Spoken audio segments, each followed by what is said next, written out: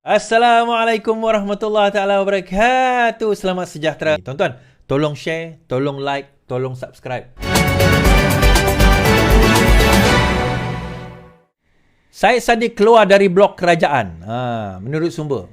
Ahli Parlimen MUA, Syed Saddiq dijangka menarik balik sokongan terhadap kerajaan di Dewan Rakyat. Okay. Kemudian keluar berita, betul bahawa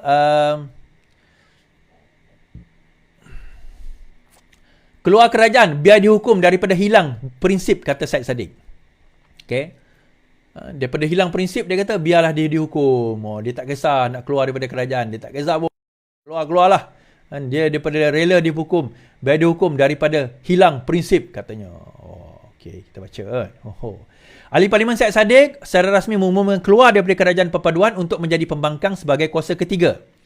Presiden muda tidak akan diambil sebagai protes berhubung keputusan melepas tanpa membebas Presiden UMNO daripada 47 tuduhan dalam kes siasatan akal budi. Dakwa Syed tindakan kerajaan dilihat permulaan normalisasi rasuah dan beliau enggan bertolak ansur dengan perbuatan tidak berprinsip seumpama itu. Okay? Tidak berprinsip seumpama itu, dia kata. Now, alangkah eloknya tuan-tuan, kalau perkara yang sama, Syed Saddiq ucapkan sewaktu kes pertama Zahid Hamidi digugurkan pada September 2022. Tuan-tuan kena ingat September 2022, 24 September 2022, Zahid juga didapati tidak bersalah. Tidak ada prima facie pada waktu itu dan didapati tidak bersalah. Didapati tidak bersalah pada waktu itu. Kes itu digugurkan. Bukan digugurkan, didapati tidak bersalah lah, tak digugurkan pun. Didapati tidak bersalah. Tidak ada prima facie. Tidak ada prima facie, tuan-tuan.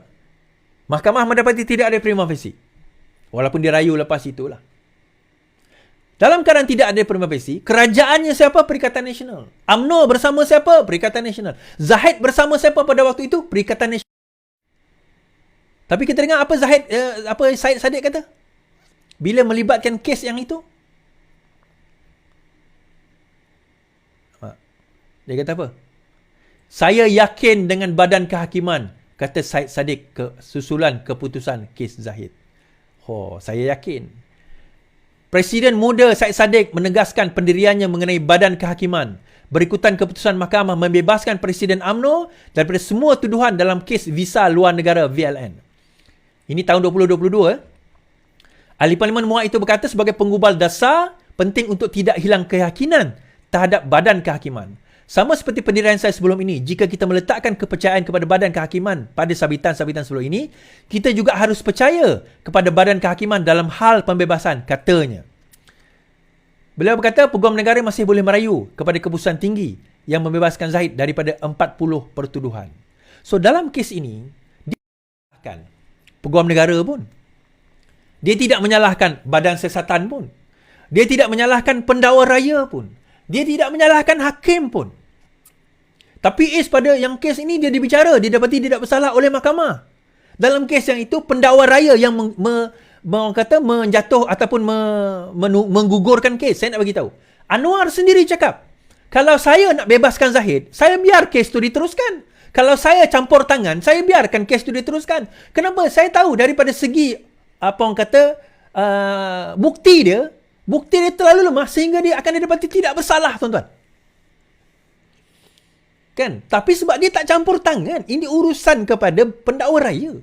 Kalau dalam kes itu, Syed Saddiq boleh cerita bahawa perlulah hakim itu adil hakim itu ini perlulah mereka dibiarkan. Kalau mereka boleh dakwa, dia bebas, itu kuasa dia.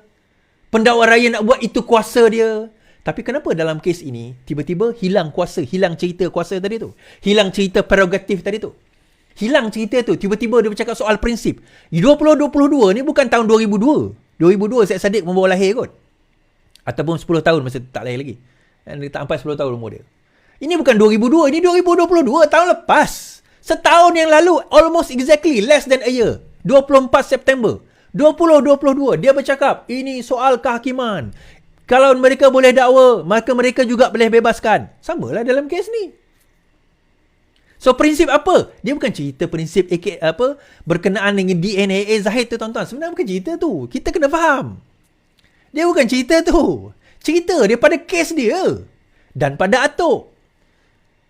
Kes ini pada Atok. Kenapa? Pertama sekali, ini saya nak cerita lah. Malam ni saya cerita. Saya dedahkan. Yang orang suka perkataan saya dedahkan ni orang suka. Yang pertama, Zahid sudah buka cerita Atok, tuan-tuan. Zahid sudah buka cerita Atok. Okay, cerita apa? Konspirasi Mahathir untuk nak membubarkan UMNO. Saya dah cerita tapi saya cerita lagi. Bersatu diwujudkan atas dendam terhadap UMNO. Bersatu diwujudkan atas dendam terhadap UMNO.